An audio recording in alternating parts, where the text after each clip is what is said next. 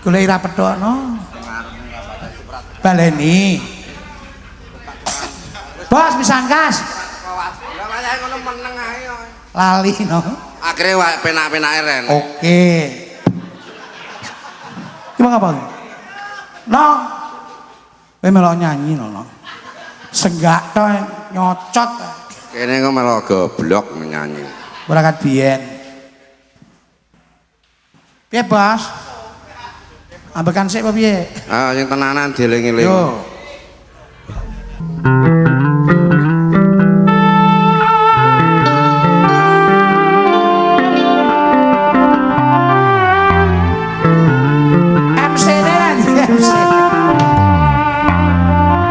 MC bakal turut jadi kan. Makane sabun disintek.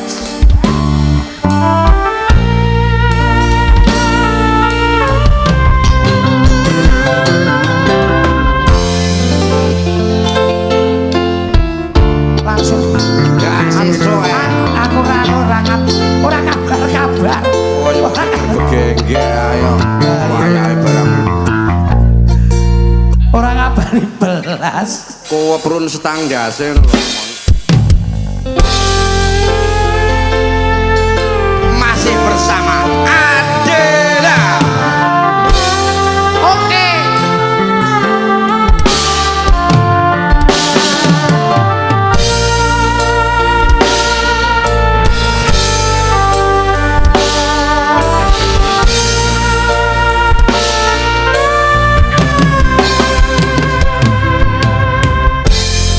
Kabeh pancen luputku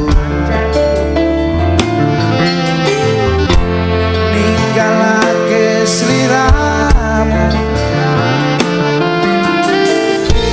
ganti nekat tanpa cekur ing lokalisasi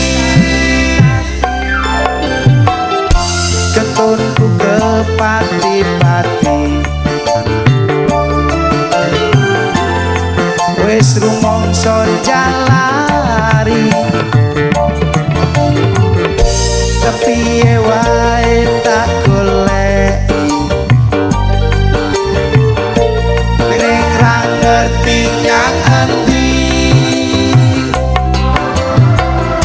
tak parani ana koji jarene wis pindah doli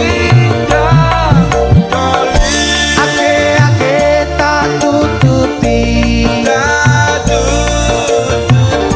jare wis neng Kalisari guyangan bapen lan bayangan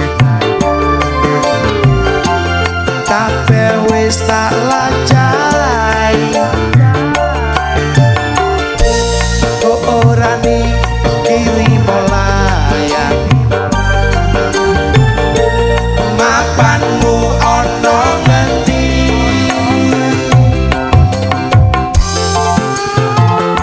asik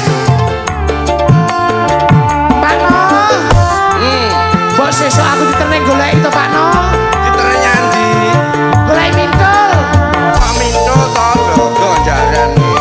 wis to Pakno manut aku penak-penak Pakno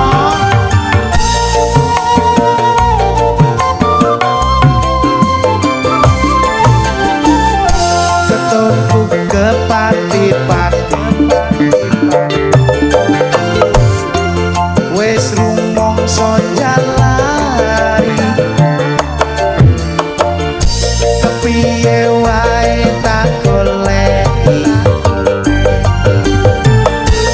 ning ra ngerti nyang endi tak parani ana koji jarene wis pindah doli ake tak tututi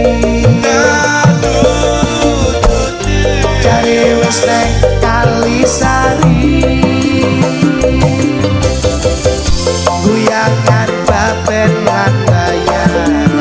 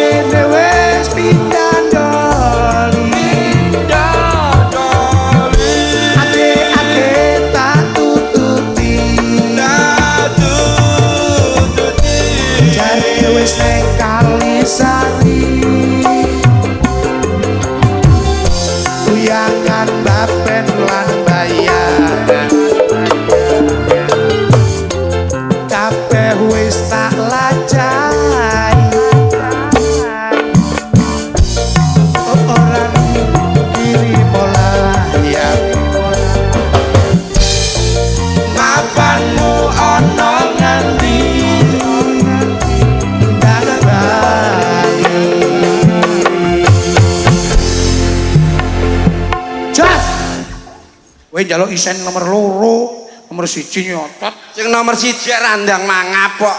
Ya akhirnya sing loro tak nggih benakne. Sing loro tok jarimu. Sing telu. Telu ndas.